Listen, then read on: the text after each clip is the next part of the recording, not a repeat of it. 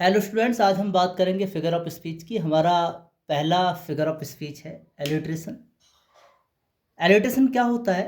अनुप्रास हिंदी में कहते हैं इसको। There is a repetition of initial letter of words in a line. एक ही लाइन में किसी भी वर्ड के प्रारंभिक अक्षरों का दोहराव, रिपीटेशन क्या कहलाता है? एलिट्रेशन कहलाता है। क्लियर?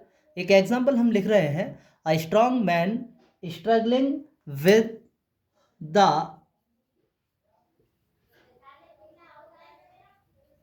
Storms of fate. अब यहाँ आप देख सकते हैं S S and there are 3 S, तो we can see that this is the alliteration. Now we will talk about our next figure of speech. Second figure of speech is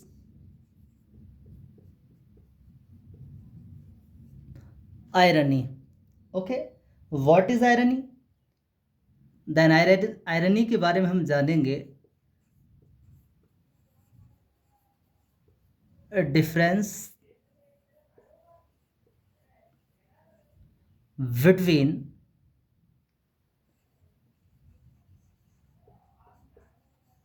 reality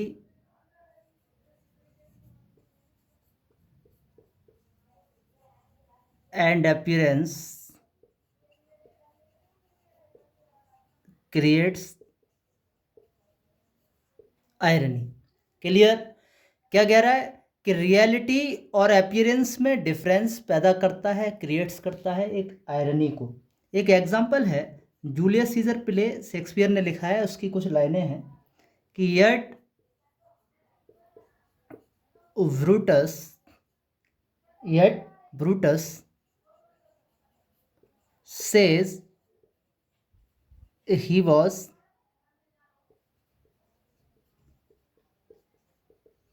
ambitious. He was ambitious. The next line, and Brutus is an honorable man.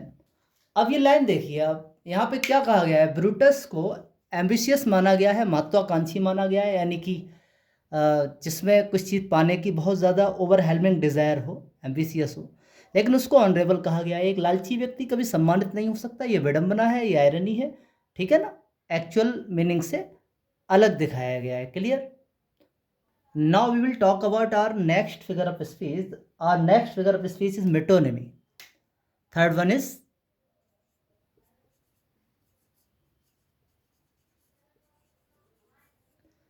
what is metonymy? A thing is called, एक वस्तु बुलाई जाती है by something, किसी भी अन्य चीज से, which associated with,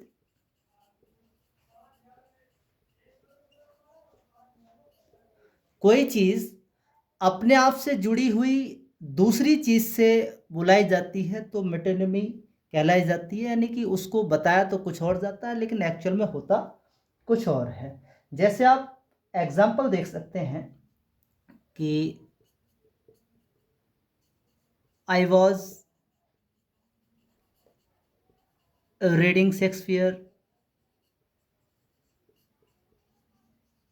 मैं शेक्सपियर को पढ़ रहा था, तो शेक्सपियर को नहीं पढ़ रहा था, बल्कि शेक्सपियर के वर्क्स को पढ़ रहा था, उनके द्वारा लिखे हुए प्ले को पढ़ रहा था, सोनेट्स को पढ़ रहा था। क्लियर है ना? तो शेक्सपियर से मतलब है यहाँ पर शेक्सपियर का वर्क। कोई एक एग्जांपल आप और देख सकते हैं कि the pen is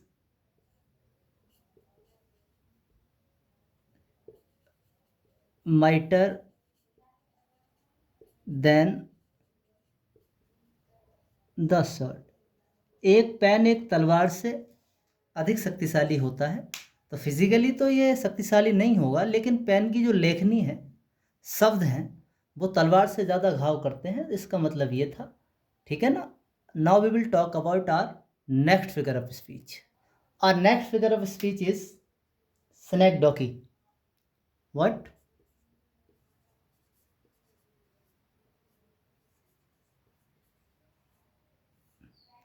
What is synecdoche? It has been used by Lord Frost Lord in his symbolic poetry. Now we will define it. A part, एक हिस्सा, is part is used to show the whole. So the whole. समझ रहे हैं ना आप कि एक जो पार्ट होता है वो पूरी चीज़ को डिफाइन करता है, यानी कि किसी भी चीज़ का एक हिस्सा, एक टुकड़ा, वो पूरी चीज़ को डिफाइन करता है। तो वहाँ पर हमारा जो फिगर ऑफ स्पीच बनता है वो होता है स्नेकडॉकी। एग्जाम्पल की बात करें हम, there are several mouths to feed. खिलाने के लिए सैकड़ों माउस है, तो माउस नहीं, यानी कि व्यक्ति की बात हो रही है, यहाँ पर माउस की बात नहीं हो रही है। माउथ का मतलब, mouth is the organ of the human body, तो we can say that the mouth is represent to a human body. तो there are several mouths to feed. ये हमारा स्नेकडॉकी था। Clear? Now we will talk about our next figure of speech. Our next figure of speech is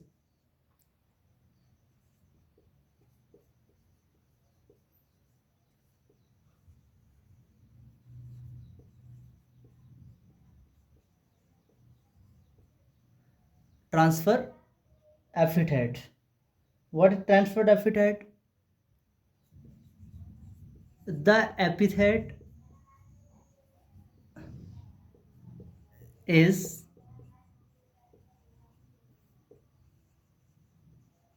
transferred sometimes.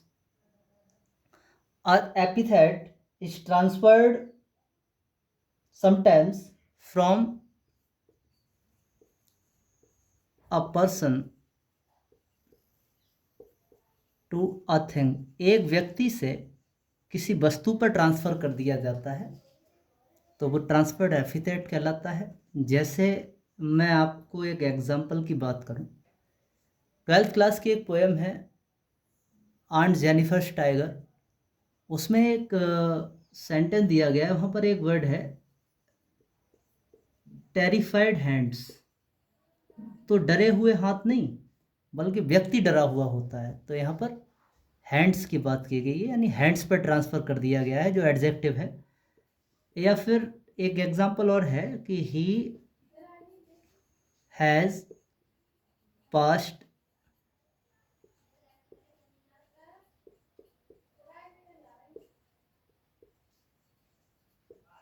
Sleepless nights.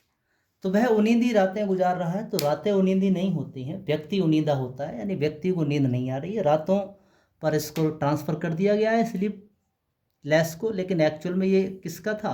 Adjective, ही का adjective था, और इसको किसका adjective बना दिया गया? नाइट का एडजेक्टिव बना दिया गया। This is the transferred epithet. Now we will talk about our next figure of speech. Okay, our next figure of speech is repetition. What?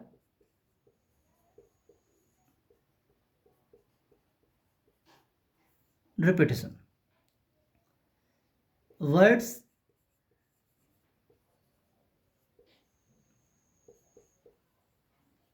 repeated many times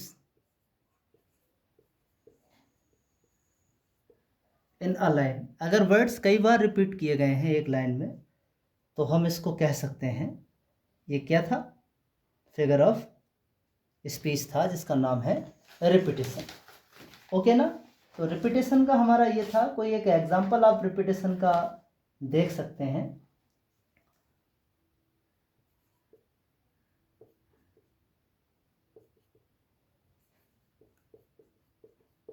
a little grave,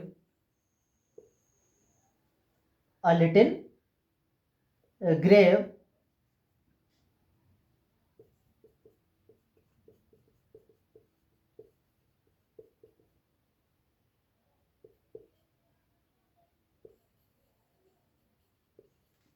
a little grave, a little little grave, little little repeat हुआ है, grave grave repeat हुआ है, तो we can say that this is the repetition. Now we will talk about our next figure of speech. Our next figure of speech is assonance. What?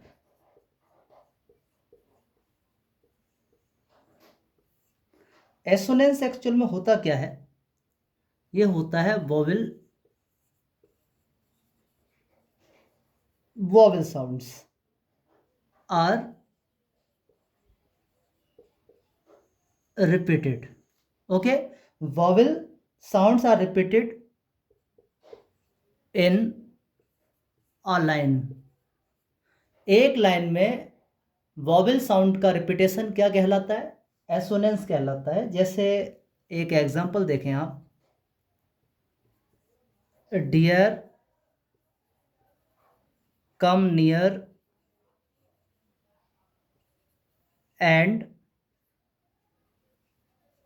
Fear not. तो dear, near, fear, same rhyming आ रहा है ना, same vowel sound आ रहा है, same quantity आ रही है, तो we can say that this is the assonance. Now we will talk about our next figure of speech. Okay, our next preposition, our next figure of speech is apostrophe. Is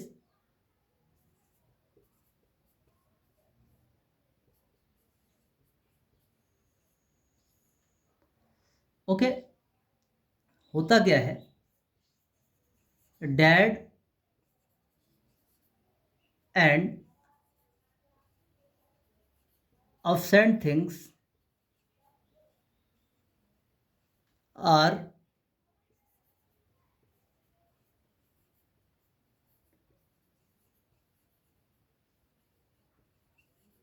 directly addressed. जब dad और object things को directly addressed किया जाता है तो वहाँ पर figure of speech होता है अपोस्ट्रॉफी. जैसे एक शेक्सपियर की लाइन है, उन्होंने एक प्ले लिखा है, लॉन्गेस्ट प्ले है उनका, हेमलेट. उसमें हेमलेट जो होता है वो अपनी माँ से कहता है, फ्रैलिटी, फ्रैलिटी, कमजोरी, दाई नेम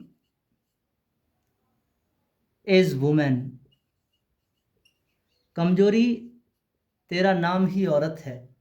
तो यहाँ पर संबोधित करते हुए, एड्रेस करते हुए फ्रैलिटी यानी कमजोरी को ऐसे माना, ऐसे संबोधित किया गया है कि मानो है लिविंग थिंग हो. Now we will talk about our next figure of speech, that was apostrophe. Okay, our next figure of speech is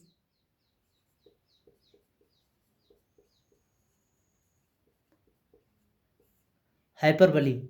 और next figure of speech is hyperbole. की हम बात करें तो हाइपरबली होता क्या है? Uh hyperbole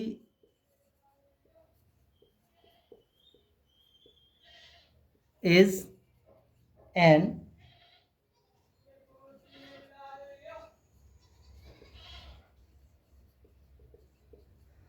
हाइपरबल is an exaggeration or overstatement. किसी चीज़ को बढ़ा चढ़ा करके ओवर स्टेटमेंट देना क्या कहलाता है? हाइपरबली कहलाता है. एक्चुअल में हाइपरबली के लिए मैं एक एग्जांपल लेता हूँ. All perfumes of Arabia, Arabia के सारे perfumes will not Sutton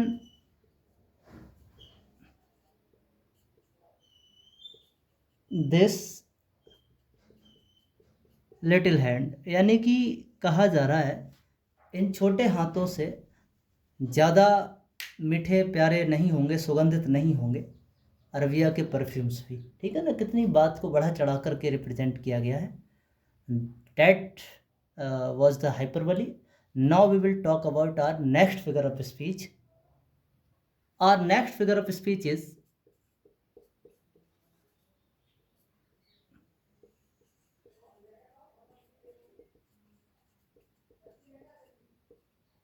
personification.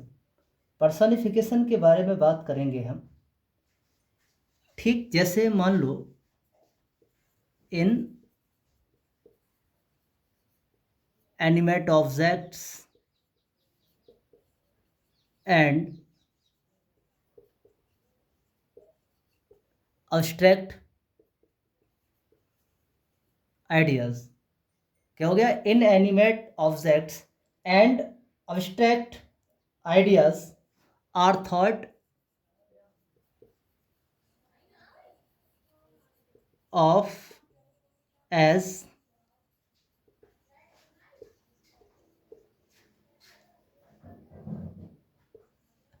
having life। कि जो अब्सेंट या अब्स्ट्रैक्ट आइडियाज़ होते हैं, डेड चीज़ें होती हैं, उनको ऐसे प्रस्तुत किया जाता है कि मानो उनमें लाइफ हो, उनको एज अ पर्सन ट्रीट किया जाता है। जैसे आप एग्जांपल देखेंगे, लव इज़ ब्लाइंड, प्यार अंधा होता है। प्यार को ऐसे बताया गया है कि मानो वह देखता हो। या फिर आप एक एग्जांपल और ले सकते हैं, anxiety is sitting on her face। चिंता उसके चेहरे पर बैठी हुई। तो ये चीज़ क्या है? आप इससे पता लगा सकते हो कि एंजाइटी, चिंता देखी नहीं जा सकती है, तो ये पर्सोनिफिकेशन के तहत इसको दिखाया गया है। Now we will talk about our next figure of speech. Our next figure of speech is oxymoron.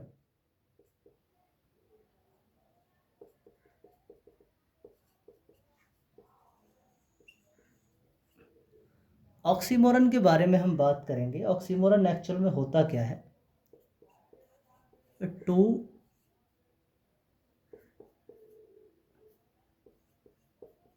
opposite words and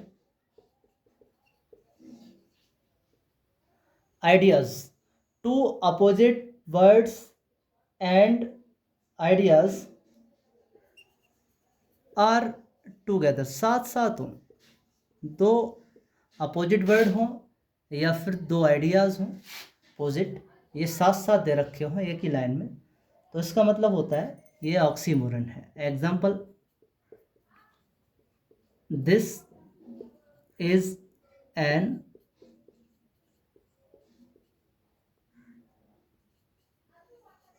secret. This is an open secret. ये क्या है? खुला रहस्य। तो रहस्य भी है, खुला भी है, दोनों अपोजिट दिए गए हैं, तो ये क्या था? ये ऑक्सीमोरन था, ठीक है ना। तो और बहुत सारे एग्जाम्पल हैं, आप देख सकते हैं अपनी बुक में। Now we will talk about our next figure of speech. Now we will talk about our next figure of speech, antithesis.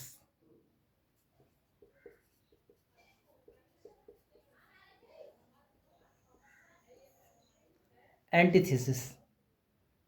People say that this is the minor difference between oxymoron and antithesis, because the definition is same of both figure of speech. Now we will talk about it. We can define it. One word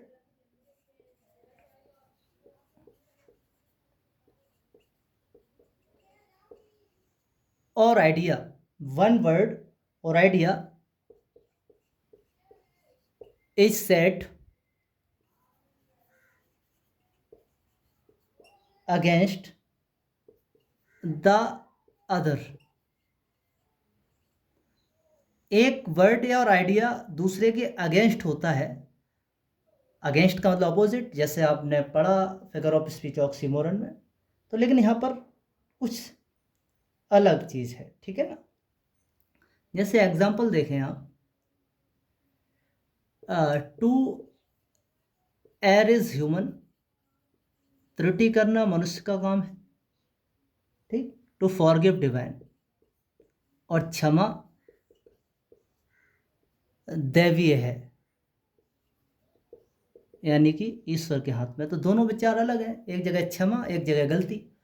तो आप मान सकते हो एक clause है, अगर दोनों word दे रखे हो तो ऑक्सीमोरन है, और अगर क्लॉज में दिया गया है तो ये एंटीथेसिस है, ठीक।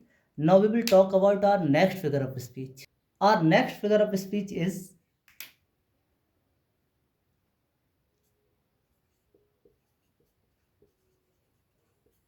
सिमिली, उपमा। क्या होता है? A comparison is made between, a comparison is made between two different objects, different object with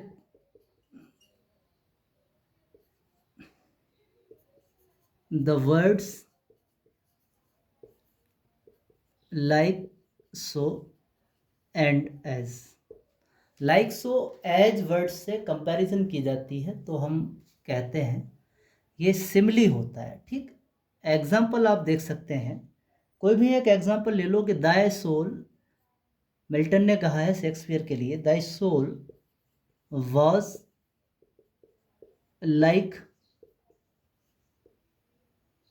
a star, thy soul was like a star, okay. तो लाइक सो एज अगर वर्ड्स आ जाएंगे तो आप डिफाइन कर सकते हैं कि ये सिमिली है। Now we will talk about our next figure of speech, okay. Our next figure of speech is metaphor. What? Metaphor. A comparison is made between two different objects without like, so। बिना like so as के comparison की जाती है तो वो metaphor कहलाता है। और इसका एक एग्जाम्पल आप देख सकते हैं, revenge is a kind of wild justice. Revenge is a kind of wild justice. Revenge जो होता है वो एक प्रकार का जंगली न्याय है, तो इसमें मेटाफर में बताया गया है। एक पॉपुलर एग्जांपल है इसका, the camel is the ship of desert. ऊंट रेगिस्तान का जहाज होता है, ये मेटाफर था। Now we will talk about our next figure of speech. Our next figure of speech is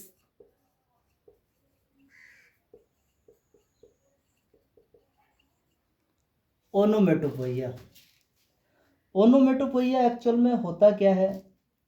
इसमें क्या होता है, sound suggest, sound suggest meaning and sense, meaning और sense.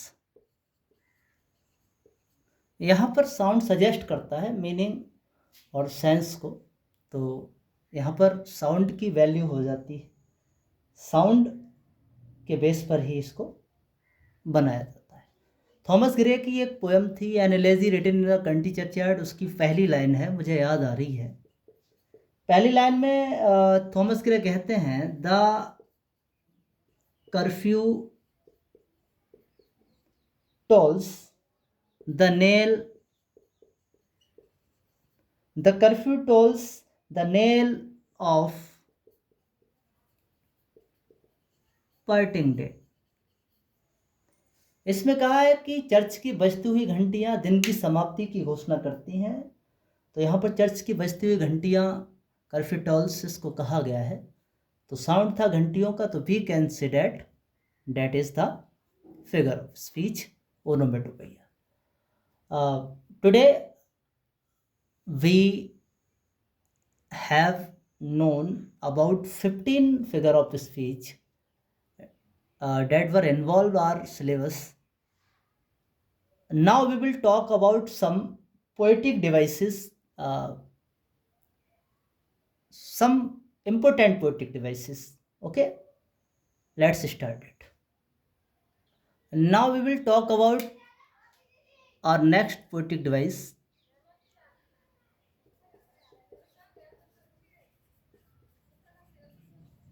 Anaphora.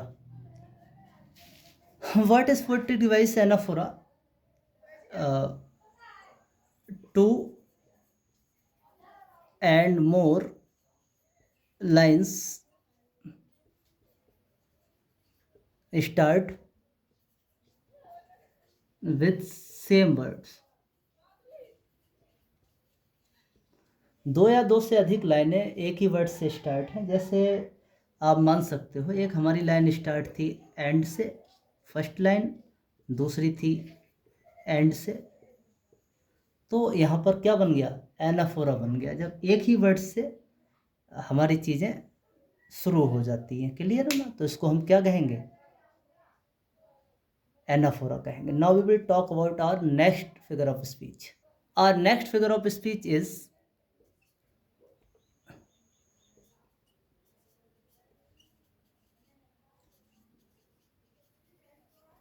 enjambment. What is enjambment? A line is continue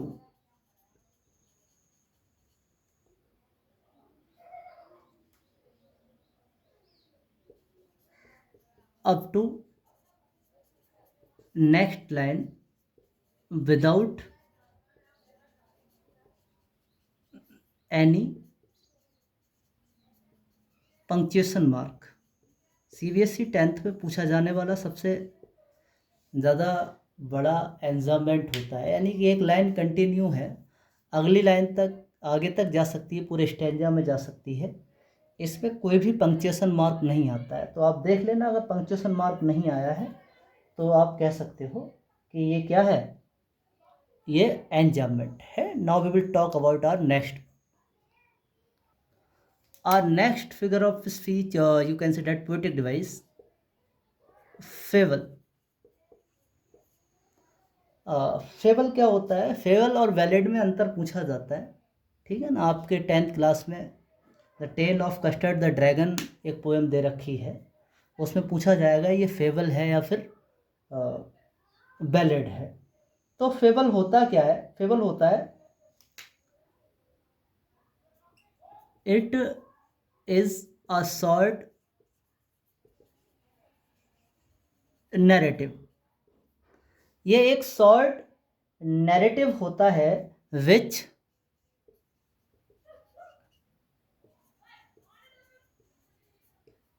conveys, जो convey करता है moral instructions, जो कुछ मोरल इंस्ट्रक्शंस को क्रिएट करता है। एंड इसका जो पॉइंट मेन है वो है कैरेक्टर्स आर एनिमल्स। इसके कैरेक्टर्स क्या होते हैं?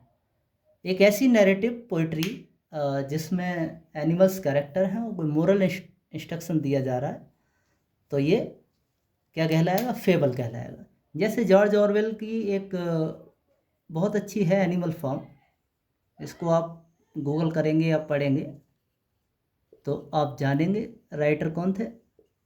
जॉर्ज ऑरवेल, ठीक, जॉर्ज ऑरवेल की थी fable. Now we will talk about our next figure of speech. Our next poetic device is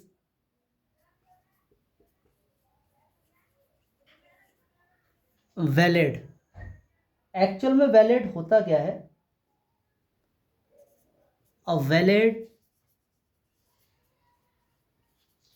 is a poem.